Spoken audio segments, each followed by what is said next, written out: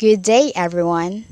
I am going to report about the Chapter 7, Climate and Terrestrial Biodiversity, specifically about what factors influence climate.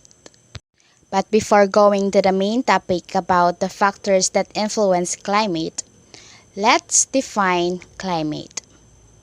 What is climate? Climate is the long-term pattern of weather in a particular area. It is the average weather for a particular region and time period that usually taken over 30 years. It includes the type and the timing of precipitation, amount of sunshine, average wind speeds and directions, number of days above freezing, weather extremes, and local geography. In order to determine the region's climate, we use the climate system. Different parts of the world have different climates. Some parts of the world are hot and rainy nearly every day. They have tropical wet climates. Others are cold and snow-covered. They have a polar climate between the icy poles and the steamy tropics, and many more other climates that contribute to the Earth's biodiversity and geologic heritage.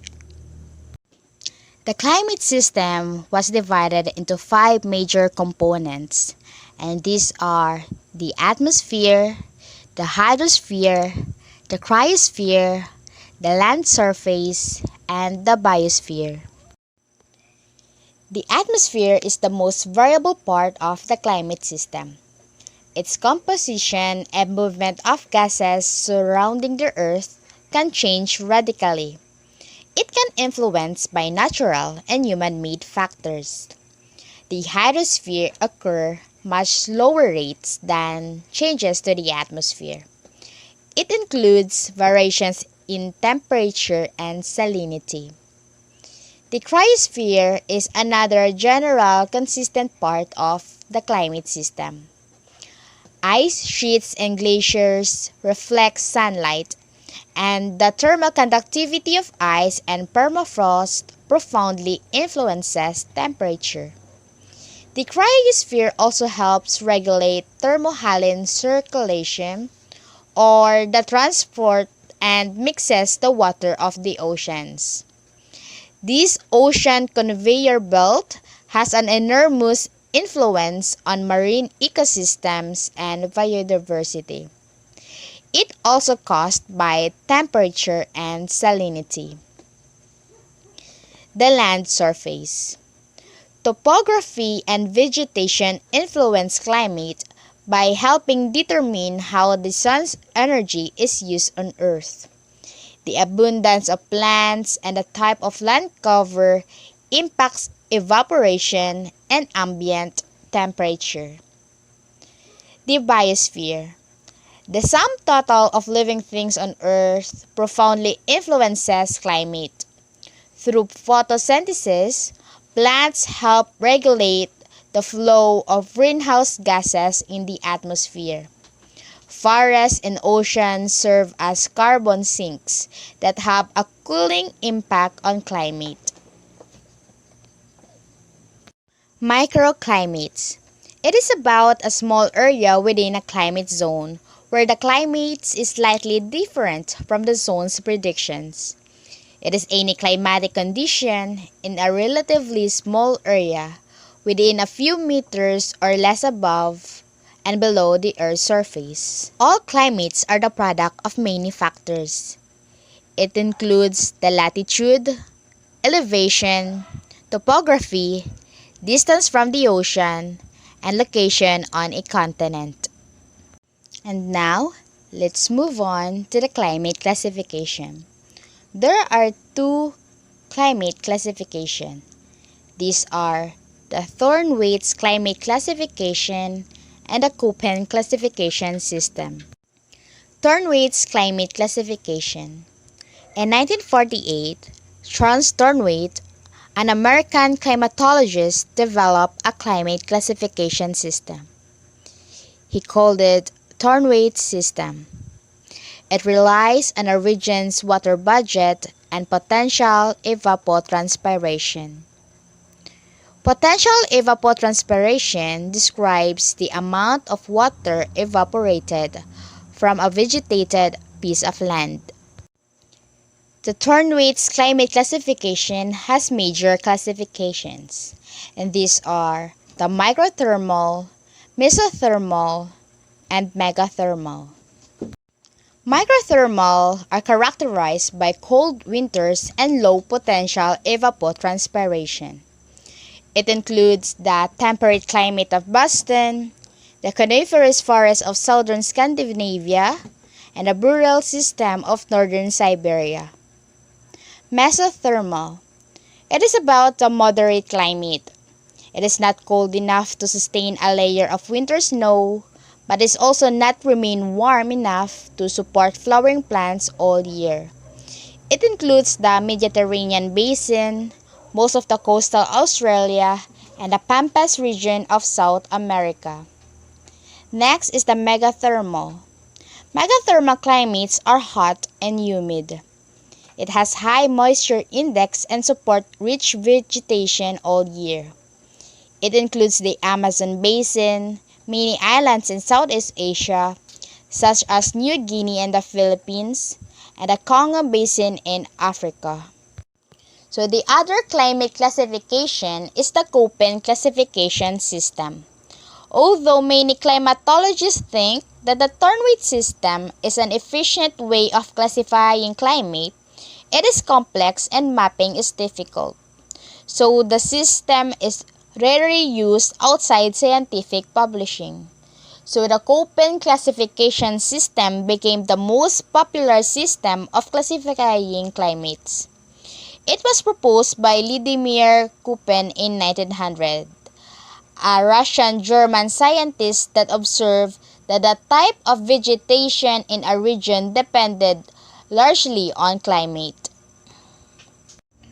According to Köppen climate classification, there are 5 climate groups that divided into climate types, and these are tropical, that includes wet or also known as rainforest, monsoon, wet and dry or also known as savanna, the dry climate that includes arid and semi-arid, mild or temperate that includes Mediterranean, humid subtropical, marine, continental climate that includes warm summer, cool summer, subarctic, polar that includes tundra and ice cap.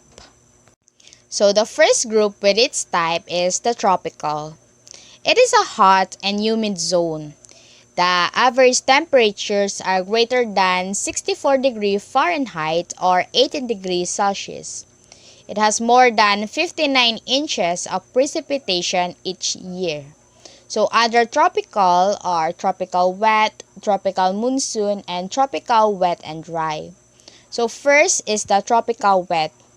It has an intense sunshine and each month has an average temperature of at least 18 degrees Celsius, and the rainfall is abundant, at least 150 centimeters per year. It has no annual temperature variation and tremendous amounts of full year round. So tropical monsoon. It has a very low precipitation for 1 to 2 months each year. Monsoon climates have monthly mean temperature above 18 degrees Celsius in every month of the year and a dry season. It is also the intermediate climate between tropical wet and the tropical savanna climate. Tropical wet and dry climate lies between about 5 degree and 20 degree latitude. It is around the location of intertropical convergence zone. It has a rainy season and a dry season. So the next type of climate is the dry climate. These climate zones are so dry because moisture is rapidly evaporated from the air and there is very little precipitation. Under the dry climate is arid and semi-arid. First is the arid, or also known as the desert climate.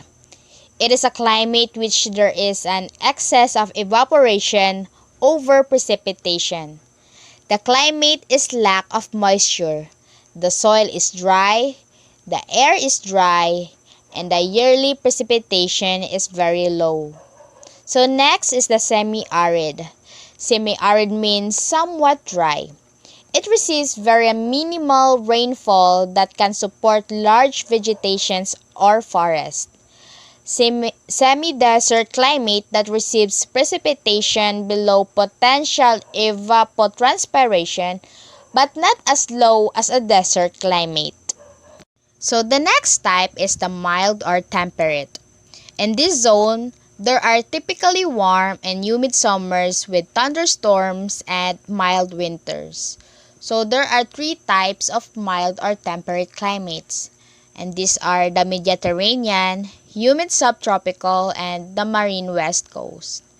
Mediterranean have warm summers and short, mild, rainy winters. Mediterranean climates are found on the west coast of continents between 30° and 40° latitude. Mediterranean summers feature clear skies, cool nights, and little rain. Humid subtropical is usually found on the eastern sides of continents. Winter can be severely cold. Precipitation is spread evenly through the year and totals 76 to 165 centimeters. Hurricanes and other violent storms are common in these regions. Marine West Coast is a type of mild climate that has a cooler winter than the Mediterranean climate. Continental climates. These regions have warm to cool summers and very cold winters.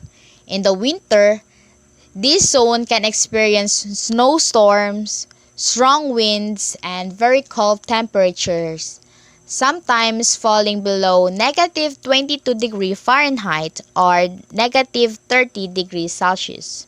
So other continental climate is the warm summer. Warm summer climate regions often have wet summer season, similar to monsoon climates. This is also called humid continental. Cool summer. Cool summer climates have winters with low temperatures and snow. Subarctic has a very long, cold winters with little precipitation. Subarctic climates are also called boreal climates or taiga. So the last group of climate is the polar climate. Polar climate zones is extremely cold. Even in summer, the temperatures have never gone higher than 50°F or 10°C. It is covered by snow and ice throughout the year. Sun is never high enough in the sky to cause widespread melting, and temperatures usually below the freezing point. So under polar climates is tundra. Summers are short but plants and animals are plentiful. The temperature can be as high as 10°C. Next is the ice cap. Its temperatures rarely rise above freezing even in summer. Antarctica is an example of place covered by an ice cap. It has 1.6 km thick and one of the largest, driest deserts on Earth. And those are the different climates that can be found on Earth.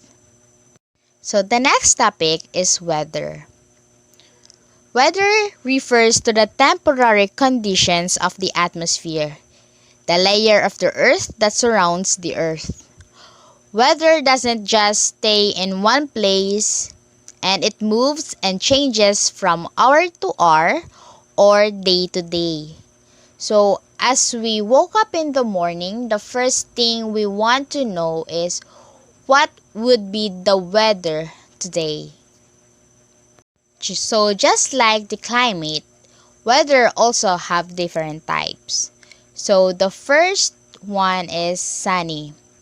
The sun shining and giving warmth to the land. There are little to no presence of clouds. Cold temperatures and wind also present.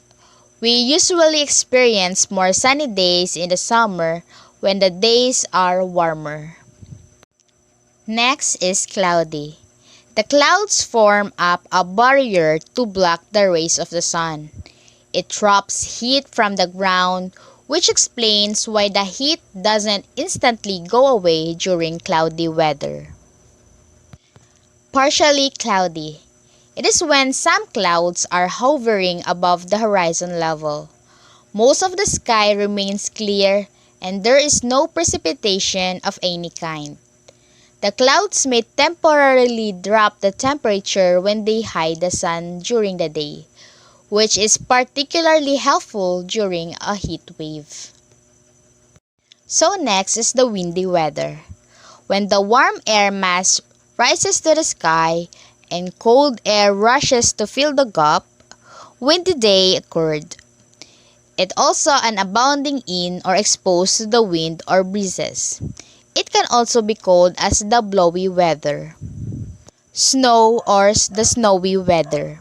Snow is atmospheric water that froze and fell to the ground. It happens when the temperature of the air falls at 0 degree or 32 degree Fahrenheit. Next is rain or rainy weather. Rain is the condensed moisture of the atmosphere above falling under the form of liquid droplets. It is the weather in which there is a lot of rain. Storm or stormy weather. When there is a strong wind and heavy rain, the weather is stormy. A storm is sometimes accompanied by thunder and lightning. Thunder is a loud rumbling noise heard due to rapidly heated air expanding. It is produced by the largest and tallest clouds, that is known as the cumulonimbus, and storms are also accompanied by strong winds, heavy rain, and sometimes, in other countries, hail and tornadoes. Fog or foggy weather. It is literally a cloud at ground level, which rises ambient humidity to its maximum and considerably decreases visibility. Fogs can happen anywhere. And now, let's talk about the factors affecting the climate.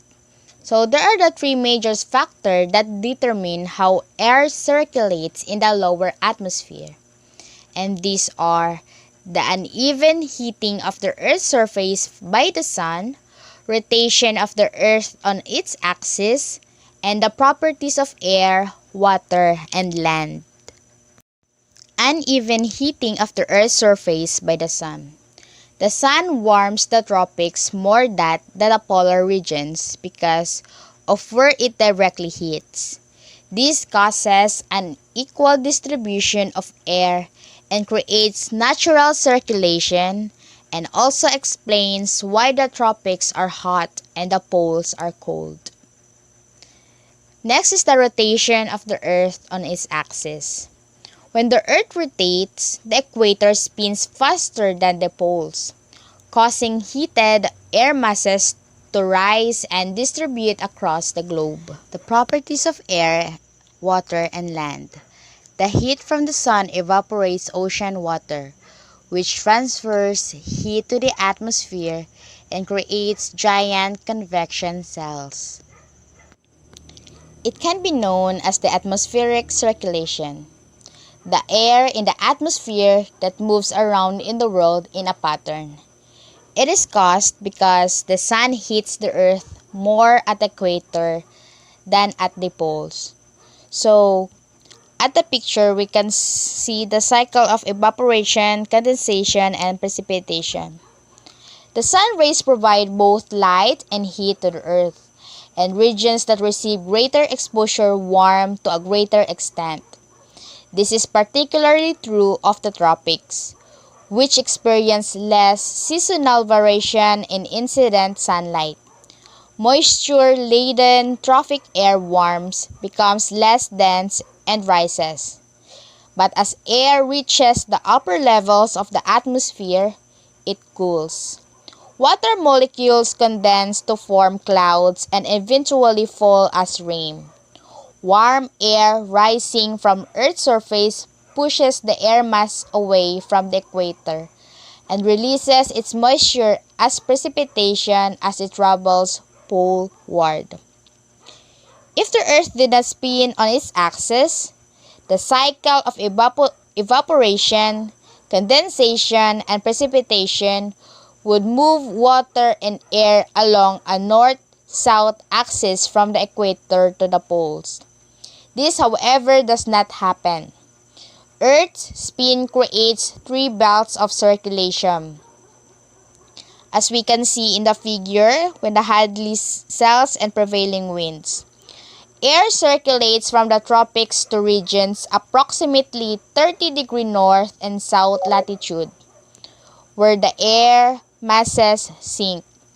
This belt of air circulation is referred to as a Hadley cell, after George Hadley, who first described the circulation.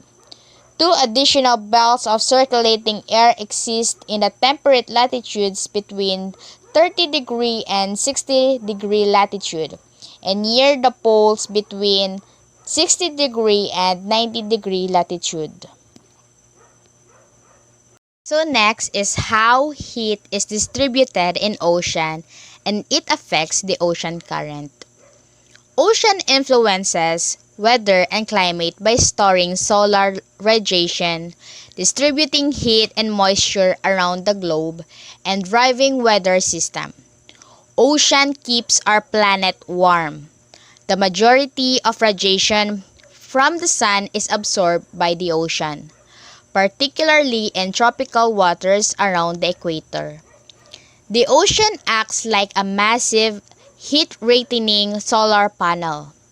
When the water molecules are heated, they exchange freely with air in a process called evaporation. Ocean currents are similar to winds in the atmosphere, in that they transfer significant amounts of heat from Earth's equatorial areas to the poles, and it plays important roles in determining the climates.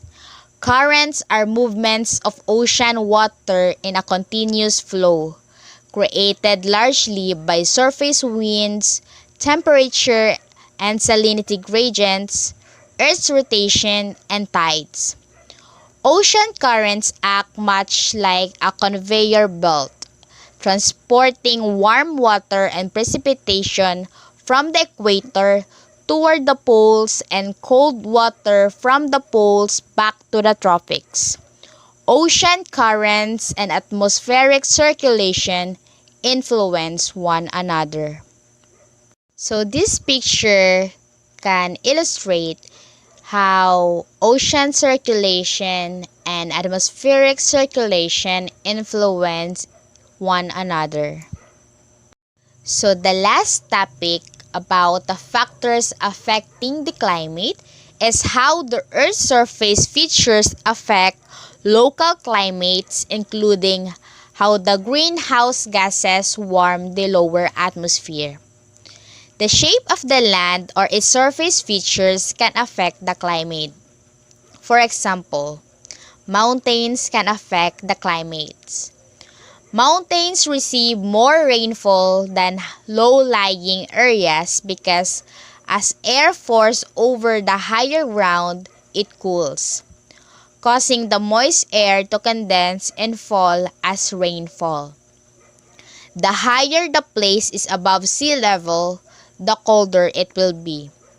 It is because as altitude increases, air becomes thinner and is less able to absorb and retain heat. Greenhouse effect is part of natural process, where its absence can create a tremendous effect. Without the greenhouse effect, Earth's temperature would be below freezing. The solar energy absorbed at Earth's surface is radiated back into the atmosphere as heat. The heat makes its way through the atmosphere and back to space. Greenhouse gases absorb much of it. So that's the end of my report. Thank you. Have a good day, guys.